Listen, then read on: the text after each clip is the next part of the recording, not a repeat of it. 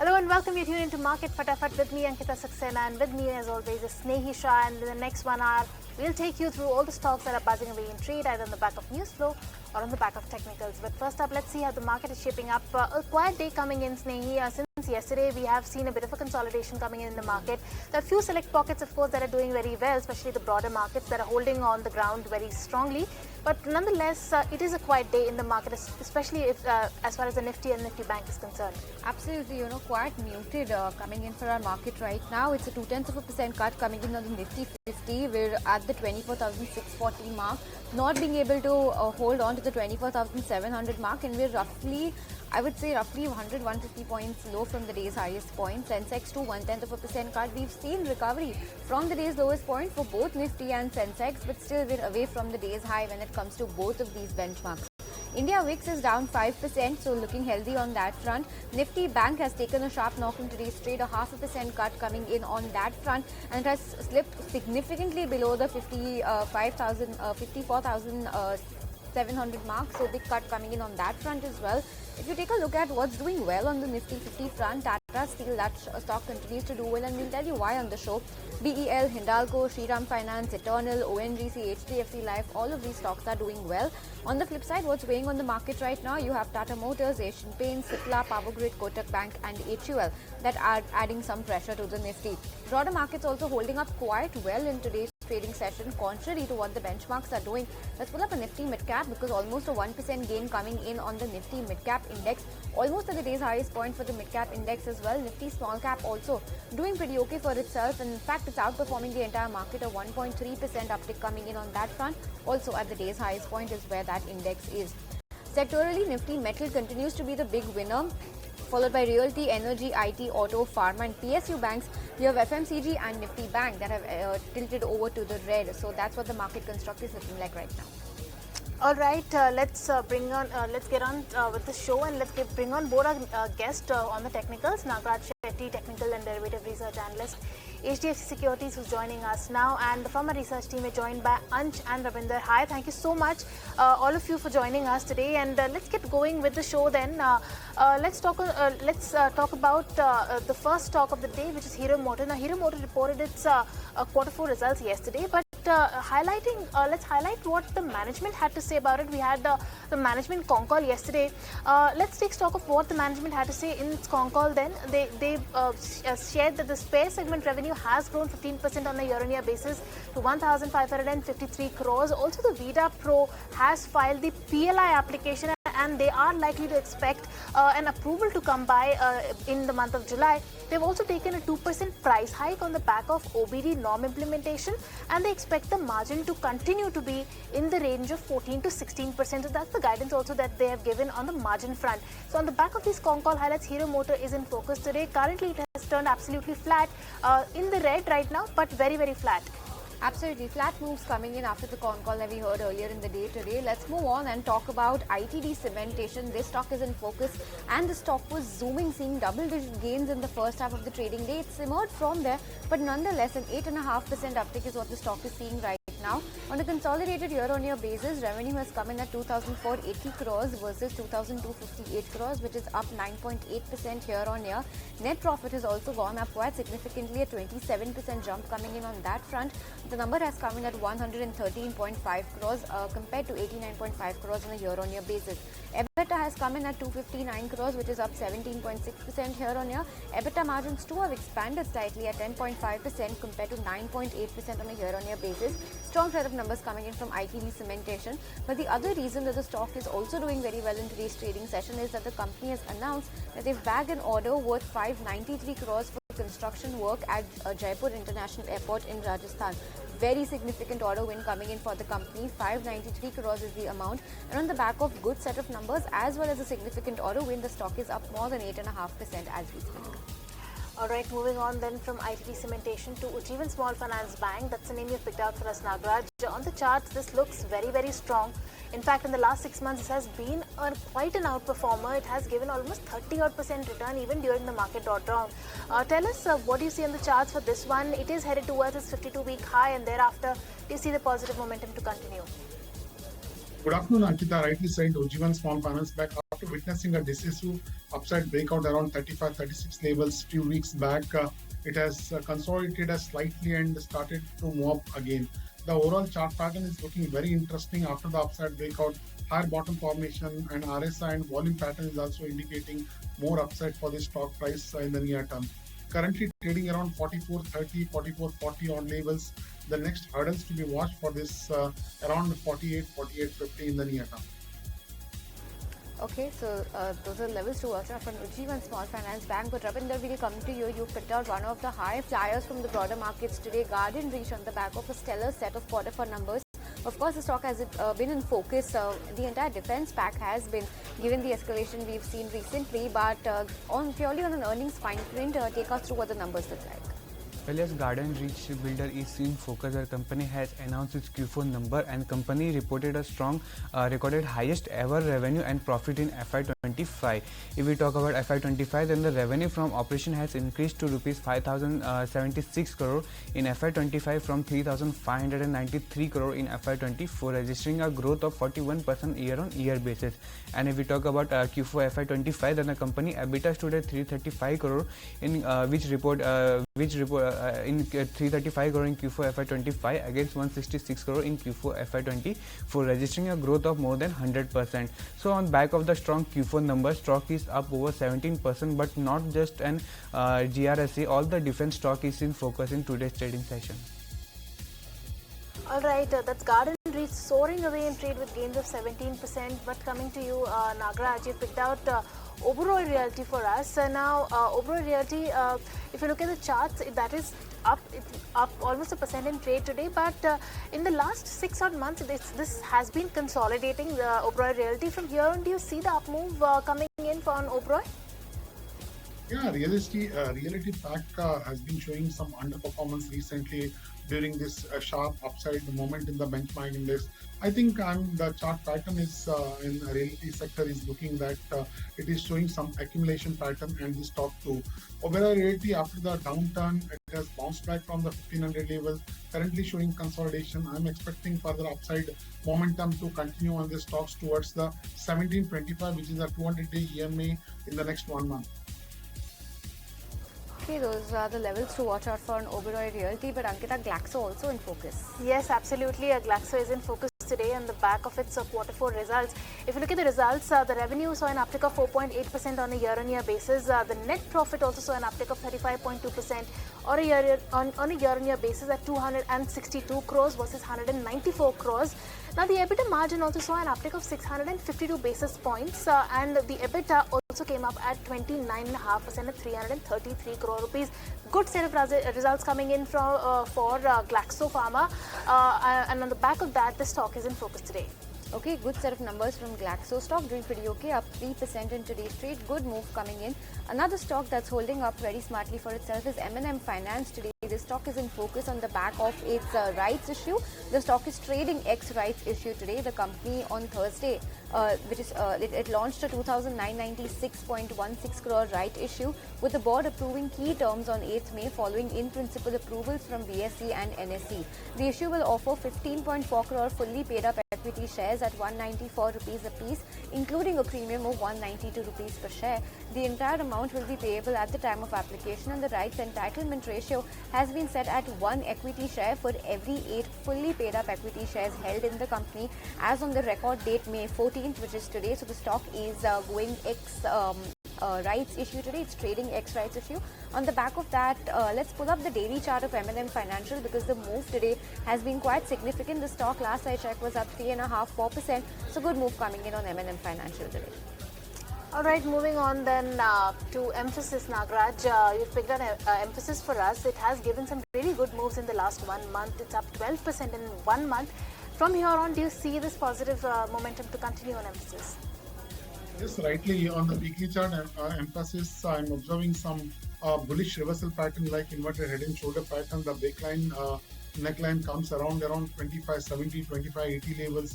I think the chart pattern is set for some jewing up move for this IT stock. And once it breaks above 2570 odd levels, I'm expecting this to move up sharply towards the next resistance of around 2800 levels in the next 1 to 2 months. Okay, so that's the take on Emphasis. Ravinder, coming to you, Tata Motors, a stock that's in focus today and has been for a couple of days right now. We had numbers coming in. What's the take on the numbers and what are brokerages also making? Well, as Tata Motor is in focus, our company has announced its Q4 number and company reported a PAT at rupees 8,470 crore as compared to 17,407 crore on a year-on-year basis, and company's EBITDA margin was flat at 13.9%. If we talk about segmental performance, then company's JLR EBIT was at 10.7% in Q4 and Tata Commercial Vehicles was EBITDA was 12.2%. And company says that the tariff and related geopolitical action are making the operation environment uncertain and challenging, and global premium luxury segment and Indian domestic markets are expected to weather this relatively better. Management in the con call highlighted that the near term is uncertain and challenging due to tariff, and Q1 FY26 volume is to be weak. And there are some brokerages note coming in, whereas CLSA has maintained the outperform rating with target price of rupees 805 and Jeffries has maintained the underperform rating with target price of rupees 630. So Tata Motors Q4 number was strong, but the weak Q4 commentary led the stock decline to 2%. Alright, so that's Tata Motors on the back of results, but let's tune into what the top brass of Tata Motors had to say about the quarter four's turbocharged earnings and just how much Trump's tariff tantrums have rattled the company's sales engines, and also on the flip side, the likely impact of the US-UK trade deal. Let's go across and listen in. Firstly, we welcome the India-UK FTA as well as the US-UK tariff change that has been announced by the President and the Prime Minister in the UK. First take the US versus UK tariffs that were brought down to 10%. We await the fine print in terms of timings. When does it change from when? We also need a few clarifications in terms of what does it do to parts and accessories. But directionally, it's in the right track. Obviously, situation is much better than what we were facing before. But I think we will need to wait for a few days before the final clarifications are issued in terms of notifications and the changes that are there, whether it's applicable retrospectively or not. So those are the things that we await. As far as India-UK FTA is concerned, I think that's again a great development and it augurs well for JLR. At the same time, we also await when the FTA actually comes into force. But we believe this is going to benefit the future cars that are going to come, which means customers will be able to access these global cars at global prices much faster because of this FTA, and therefore it augurs very well for continuing to drive JLR's performance in India. Okay, that's the word coming in from the management of Tata Motors. But let's talk about NBCC Nagaraj. This is a stock that you've picked out for us. Last 6 months, 1 year YTD, very good moves coming in from this stock. It's done pretty decently for itself. Today too, the stock is up about 5%. Tell us if this build-up we've seen will lead to a further up move, or do you believe that now, because of the run-up we've seen, the stock is in for some consolidation? I'm expecting further upside in this stock. What we can observe over the last a couple of months is a decisive upside breakout from the higher low of around 75 to currently around 107. This phenomenal 30% out kind of upside movement is indicating a strength of an upside. Recently, we have seen some consolidation, a smaller decline in the last couple of weeks, and again in this week, the stock has moved up. The chart pattern is looking very strong, and it has sharply broken above the downsloping trend line. The next overhead resistance to be watched is around 118 levels. Alright, so that is NBCC on the charts. But coming to you, Vansh, GAIL is the name that you picked out for us. Another earnings candidate. Tell us, what does the report card for GAIL look like? Yes, so actually a company had reported its earnings yesterday during market hours only, where they had reported highest ever EBITDA, PBT and PAT. But after the market hours, they have come up with the new disclosure. They have said that government of Karnataka has signed MOU with them to explore setting up of renewable energy project of around 1 gigawatt in the state. Under this MOU, government of Karnataka would facilitate GAIL to obtain necessary permission, registrations, approvals, clearance, incentives, etc. from the concerned department of the state and as per the prevailing policies and rules and regulations of the state government. GAIL intends to set up renewable energy project of, as mentioned, 1 gigawatt within a period of next 5 years. With this, we are seeing that in the morning session, GAIL was up by more than 2%, but due to market pressure, it has come down, but still sustaining with a gain of 0.7%. Okay, so that's GAIL in today's trading session. Let's talk about the next stock, that's Tata Steel, and this stock is in focus on the back of a good set of numbers that it reported day before yesterday, but brokerages continue to be chirpy and cheery on this stock. Today also the stock is doing very well for itself, about a 4% uptick coming in. Remember, for Q4 FY25, the net profit doubled to 1201 crores. That was supported by higher volumes, cost efficiencies and lower input costs. The company also expects UK operations to break even soon, with overall Europe business turning profitable in Q1 FY26, and FY26 overall capex is also guided at 15,000 crore rupees. Let's take a look at what brokerages are expressing about this. They're optimistic on the back of Q4 numbers. ICICI Securities has stressed that the management's focus on cost reduction and deleveraging is likely to be the key stock mover. The brokerage increased the target price on the stock from 180 to 190 now, maintaining a buy rating. Axis has also revised the target price, hiked it to 170 rupees compared to 150. That's Axis Securities. Noted volume-led growth. Nuvama Institutional Equities has also upgraded the stock to a buy rating at a hiked target price of 177 rupees, and they've also raised their FY27 EBITDA estimates by 6% to factor in higher profits in Europe amid lower fixed costs. So very bullish brokerage notes coming in all across the board. Stock up almost 4% as we speak. But the steel major Tata Steel has also delivered a mixed show in the quarter gone by. We managed to catch up with the CEO and MD TV Narendran on what lies ahead in terms of volumes and strategy to reduce debt for the quarters to come by. Let's go across and listen into a snippet of what he had to tell us. The demand is quite resilient in India, and at least as far as Tata Steel is concerned, we've never really had to export much even in the past, and we don't need to do it today because we have very strong equity with our customers. We have a very strong distribution network. So I think we are very comfortable that any additional volume that we bring in, we will be able to sell in the domestic market. So this year we will have at least 1.5 million tons more to sell in India than we did last year because the Kalinganagar plant is ramping up. And but we have a blast furnace relining in Jamshedpur, so that takes out some of the volumes. But net we should have at least 1.5 million tons more to sell this year than last year in India. The net debt in end September, when we announced our results, was 88,000 crores. We've brought it down to 82,000 crores, 6,000 crores in the last 6 months.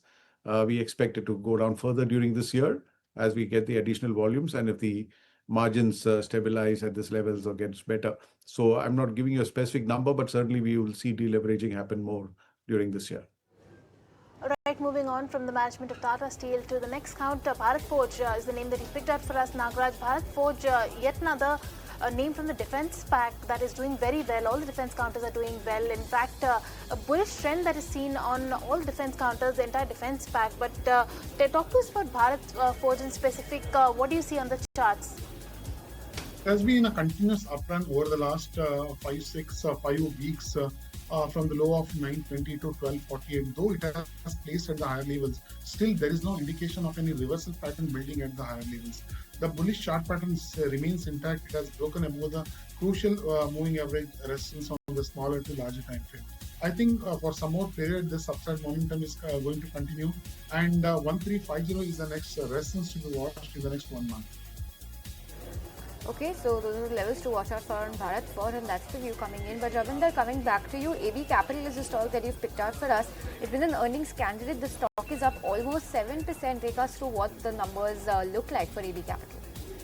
Well, as AB Capital has announced its Q4 number, and company reported NII at rupees 1532 crore as compared to 1486 crore, which was up by 3% year-on-year basis. And if we talk about PPOP, then company reported PPOP at rupees 989 crore as compared to 938 crore, which was up by 5.5% on a yearly basis. And company has also increased approved borrowing limit to 1.65 lakh crore as compared to 1.35 lakh crore earlier for fundraise issuance of debt including NCD.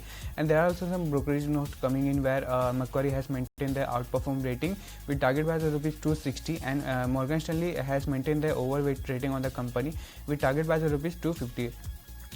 So on the back of the Q4 earnings, stock is up 6 to 7%. All right, moving on from AB Capital to Nagaraj, you picked out Railtel for us. Tell us, what do you see on the charts for Railtel?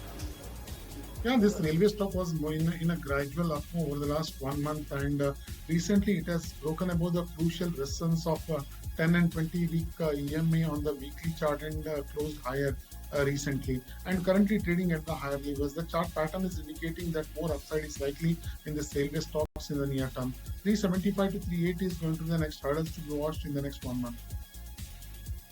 That's a take on Railtel. Ansh, coming to you, TCS is a stock that you've picked out. Not an earnings candidate. The numbers came almost a month ago. That's the company that kickstarts the earnings season for us. But tell us what the news flow is, and I understand it's on the back of a strategic partnership coming in. That's right, Snehi. So, the company has entered into a strategic alliance with Mongolia's Khan Bank to help modernize its core digital banking platform and transform its banking operations as well. So, leveraging the flagship TCS BANCS, this is the name of that program, global banking platform actually. Khan Bank is set to embark onto a digital transformation progress to streamline its processes, improve efficiency and enhance customer experience as well. With this, we have comments from CEO of Khan Bank as well, and he has said that this strategic partnership with TCS aligns with Khan Bank's ambitious growth plans, and with the TCS BANCS, the name of this platform, is poised to play a pivotal role in their technology modernization program. With this, we are seeing that TCS is trading with a gain of around 1% today. All right, that's TCS on the back of that news flow. Nagaraj, coming to you. Prestige is the name that you picked out for us, Prestige Estate. Tell us, what do you see on the charts for this one? In last 1 month, the stock has run up quite a bit. 16% gain coming in on Prestige. Tell us, where does it go from here? Yeah, currently showing consolidation at the crucial resistance of 200-day EMA, somewhere around 1400 levels. It has made a couple of attempts to upside breakout of that. I think this time, it could surpass the crucial resistance of around 1400 to 1410 levels. The chart pattern is indicating very positive bias, and 1500 is going to be the next resistance to be watched in this for the stocks in the next 2 to 3 weeks. Okay, total levels to watch out for on Prestige Estates. But on that note, we'll slip into a very short break and be right back on the other side, where we'll keep it going with all the top buzzers. So you stay tuned.